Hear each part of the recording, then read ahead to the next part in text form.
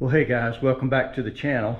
Well folks, I'm just too old to be climbing underneath cars, in and around. You know, it's just killing my back. So I'll be dadgum if I'm gonna do it one more time on this particular car. So I finally bit the bullet.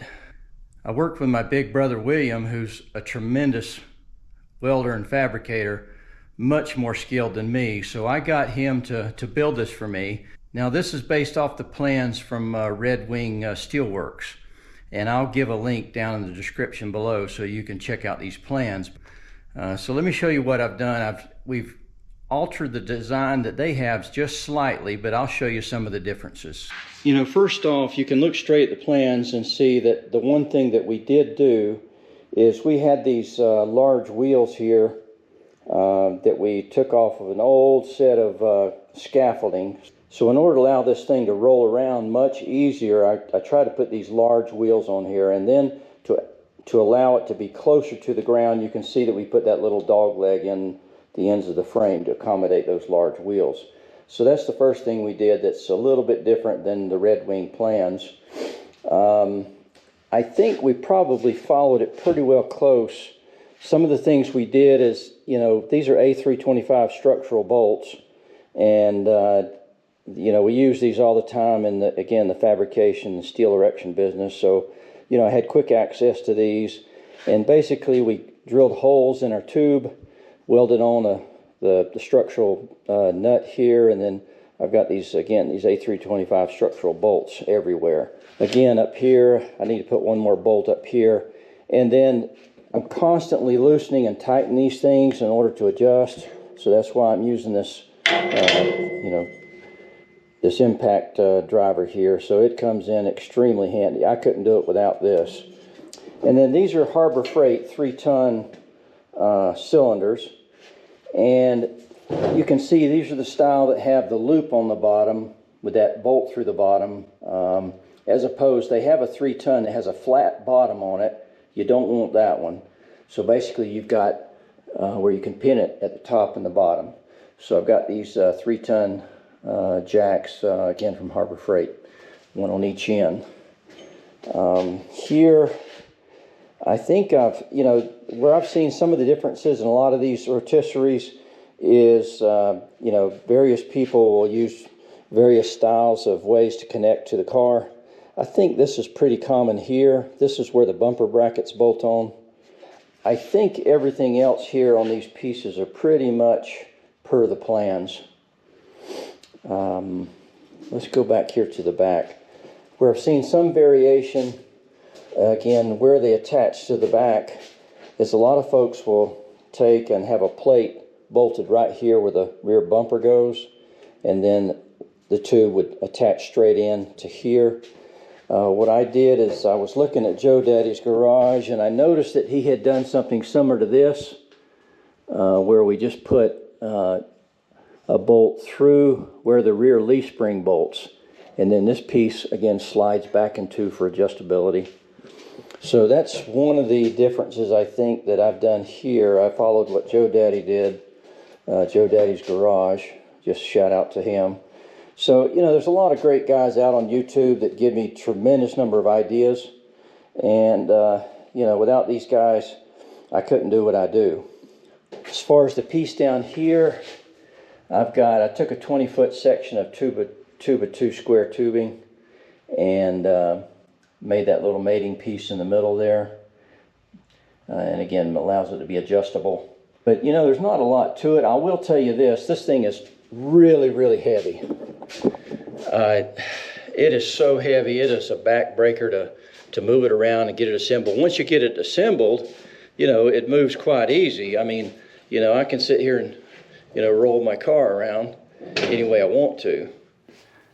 All right, so I finally got this rotisserie set up the way I like. Had to do some adjustment on some of these links. Let me show you what I've done.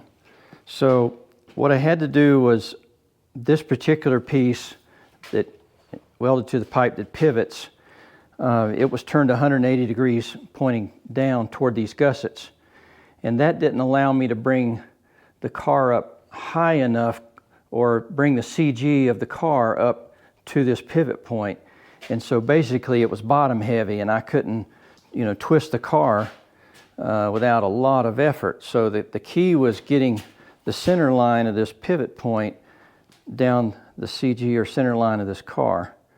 And so I did that. The other thing I did was I had taken these pieces that bolt to the car on the back and the front, and they were turned like this so that this piece was on the bottom. And that didn't allow me to get the car up high enough. So I turned these, you know, here, flipped these over, and again, just the adjustment, you know, made all the difference in the world. So now it's pretty well right on center. I can sit here and pivot this thing without too much effort. I welded these, I drilled through here and put me a set point on, you know, 90 degrees, 45 degrees, and at 0. So if I back these bolts out, these pins on the front and the back, then I can turn the car.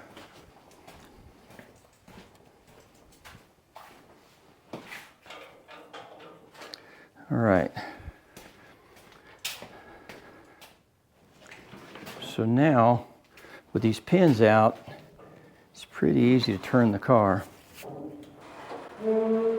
just to any angle I want, and then I can reset this set screw at the holes that I've got, again at 45 and at 0.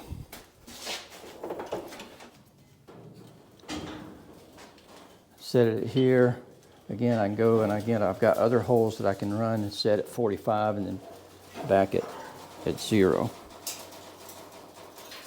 So that's going to make all the difference in the world when it comes to, you know, all the welding I did on the bottom here, I did by crawling underneath the car. So this is going to allow me to do a lot of weld cleanup and probably do a lot better weld, correct some of these welds that I put in. I think the rockers are okay, but you know, this is going to allow me to do a whole lot more, especially when I'm doing weld prep and when I'm doing painting, you know, getting this bottom ready for paint and primed.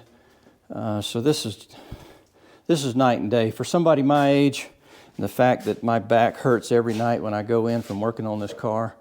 This is going to be great. So my hat's off, and gratitude to my big brother William, who built this thing for me.